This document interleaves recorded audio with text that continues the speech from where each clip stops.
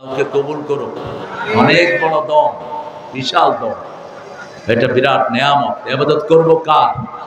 ইবাদত করতে হবে তাগুতকে বর্জন করতে হবে, বুঝছেন নাকি? আল্লাহর সবকিছু দুইটা সাইড, কয়টা? লা ইলাহা ইল্লাল্লাহ, কোন ইলাহ মানি না, কাকে ছাড়া? আল্লাহকে ছাড়া। নামাজের সাথে সাথে যাকাতের কথা আল্লাহ ফরজ করেছেন, মিম্মা রাযাকনাহুম ইউনফিকুন, যত জায়গায় নামাজ আছে তত জায়গায় যাকাতের কথা আছে। এই জন্য আমরা আমাদের যত প্রিয় জিনিস সব আল্লাহর রাস্তায় খরচ করে দিয়ে যাব। মায়েরা, মায়েদের প্যান্ডেল হয়েছে? মায়েদের প্যান্ডেল হয়েছে? হ্যাঁ,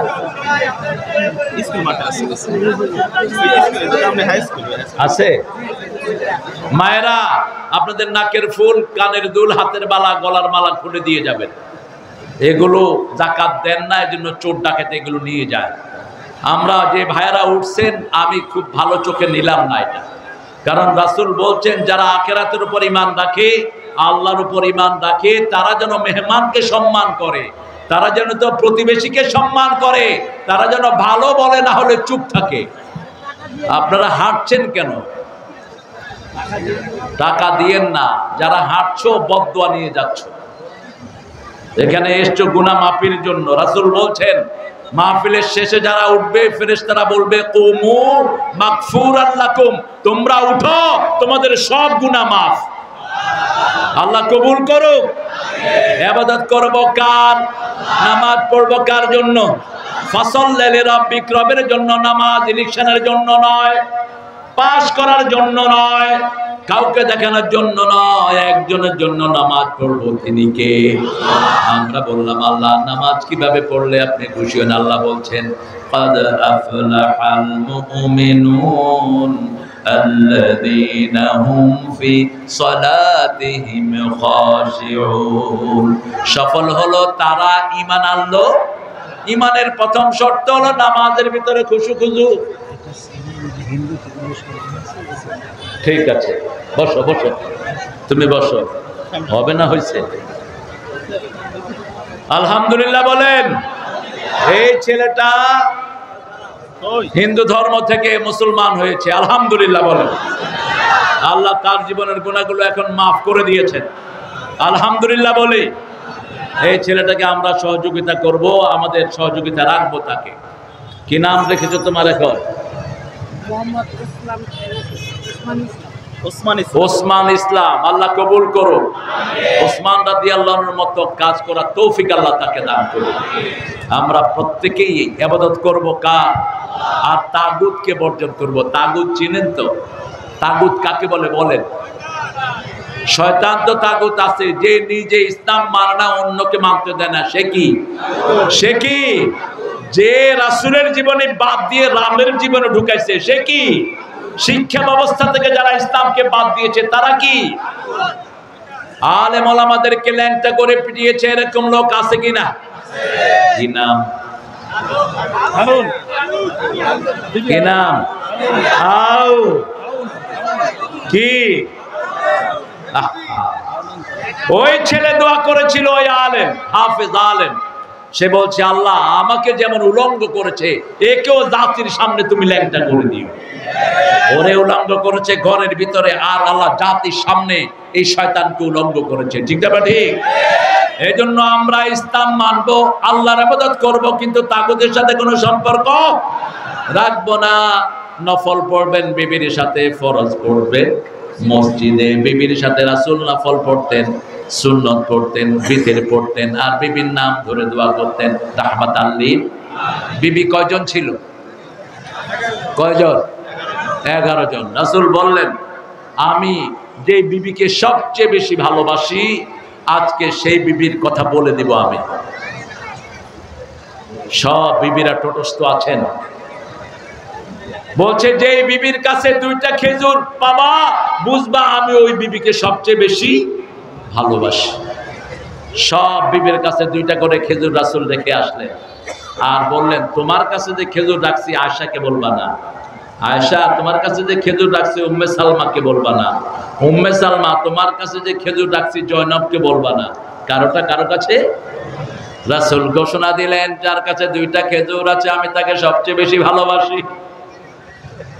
সবাইকে তিনি ভালোবাসেন, ঠিক না ঠিক?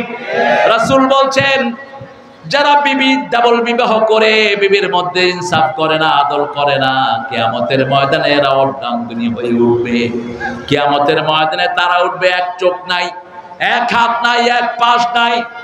বিবাহ যদি ডাবল করে না, আদল করতে হবে কার হুকুম? ফানকিহু মিনান নিসাই মা তাবা লাকুম মাসনা ওয়া সুলাসা ওয়া রুবা ফাইন খিফতুম আল্লা তা'দিলু ফাওয়াহিদা। আল্লাহ বললেন, বিধিবদ্ধ উপায়ে মেয়েদের 2 জন 3 জন 4 জনকে তোমরা বিয়ে করতে পারো, তবে যদি আদল করতে না পারো কয়টা? আরো জোরে বলে। রাসূল বলতেন, আমার খাদিজা যদি জীবিত থাকতো কোনো বন্ধনে আমি আবদ্ধ হতাম না। আল্লাহর আরশের নিচে জমিনের উপরে আমার খাদিজার চেয়ে শ্রেষ্ঠ কোনো মহিলা নাই। কি সার্টিফিকেট দিচ্ছেন বিবিকে? কোনদিন বিবিকে ছাড়া খেতেন না, বিবিও রাসূলকে ছাড়া খেতেন না। মা আয়েশা বলতেন, আমরা একসাথে খেতে বসতাম, প্রথম লোকমাটা তৈরি করে রাসূল আমার মুখে দিয়ে দিতেন। কি হলো আমাদের ঘরের?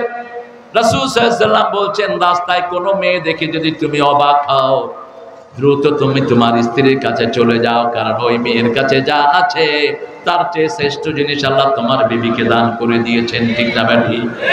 এজন্য আমরা ইবাদত করব কার? উবুদু রাব্বাকুম, রবের ইবাদত করো। আদ-দুআউ হিয়াল ইবাদা, দোয়াটাই ইবাদত। দোয়াটা কি? ইবাদত। ইবাদত কয় প্রকার বলছি? প্রথম হলো মনের ইবাদত, 2 নম্বর হলো মুখের ইবাদত, 3 নম্বর শরীরের ইবাদত, সেটার নাম হলো রোজা। সেটার নাম কি? 4 নম্বর সম্পদের ইবাদত, যাকাত। সম্পদের ইবাদত কি? 5 নম্বর হলো শরীরও লাগবে, টাকাও লাগবে, সেটার নাম কি? হজ। এই 5টা ইবাদত করব। ইবাদত আছে যেখানে জান্নাত আছে সেখানে, ইবাদত নাই যেখানে জান্নাত নাই। সব সময় মুখে দোয়া, এটাও ইবাদত। এটাও কি ইবাদত? উঠতে বসতে চলতে ফিরতে জিকির করব কার? এমন কোন কাজ নাই যেখানে রাসূল দোয়া শিখান নাই, ঠিক না বেটি? আল্লাহর কাছে আমরা তৌফিক চাচ্ছি, আল্লাহ আমরা যেন বাকি জীবন আপনার ইবাদতের উপর থাকতে পারি, বলি আমিন। আরো চিৎকার করে আমিন। আজ থেকে বাচ্চাদেরকে কোনো বাজে স্কুলে পড়াবো না। যে স্কুলে কোরআন নাই ওই স্কুলে সন্তান দেয়া জায়েজ নাই। কথা বল না কেন? কোরআন পড়া সুন্নত না নফল? কোরআনের জবান আছে না নাই? কোরআন কথা বলতে পারবে কি পারবে না? কোরআন কথা বলবে, কিয়ামতের ময়দানে বলবে, ইত্তাখাযা হাযাল কুরআনা মাহজুরা, ইন্না কওমি, নিশ্চয়ই আমার জাতি আমি কোরআনকে বর্জন করেছে, আল্লাহ এদের বিচার চাই। রাসূল বলছেন, আল কুরআন হুজ্জাতুন লাকা ওয়া আলাইক, কোরআন তোমার পক্ষে দলিল হবে অথবা তোমার বিপক্ষে দলিল হয়ে যাবে। কোরআন যদি কারো পক্ষে দাঁড়ায় তার জন্য জান্নাত হয়ে যাবে, আর যদি কোরআন কারো বিপক্ষে দাঁড়ায় তাকে কেউ বাঁচাতে পারবে? রাসূল বলছেন 2টি জিনিস সুপারিশ করবে। প্রথম হলো কোরআন। প্রথম কি? আল কোরআন ওয়া রমাদান ইয়াশফাআন, কোরআন এবং রমজান সুপারিশ করবে। আমরা কোরআন পড়ব, কোরআনের সর্বশ্রেষ্ঠ সূরা পড়ব আমরা, আলহামদুলিল্লাহি রাব্বিল আলামিন। প্রতিদিন সূরা বাকারা, সূরা ইখলাস 100 বার পড়বেন, পারবেন? কয়শো বার? 100 বার পড়বেন, 400 আয়াত হয়ে যাবে। মুহসিনিনদের সাথে আল্লাহ আপনার নামটা ডেকে নেবেন, আর আপনার জন্য জান্নাতে 10টা প্রাসাদ তৈরি হবে। দুনিয়ার প্রাসাদ মানুষ তছনছ করে দেয়, পুড়ে ফেলে, ঠিক না ঠিক? মানুষের টাকা পয়সা দিয়ে অনেকে বিল্ডিং বানিয়েছে, এখন সেই বিল্ডিং এ থাকার কোনো লোক, গণভবনে একজন কুত্তাও থাকে না। কি এটা? ও, এখানে এই স্কুল, এটা জাবালে নূর মডেল মাদ্রাসা, প্লে থেকে 5ম শ্রেণী পর্যন্ত নুরানি হেফজের বালক বালিকা সমন্বয়। ছেলে মেয়ে একসাথে?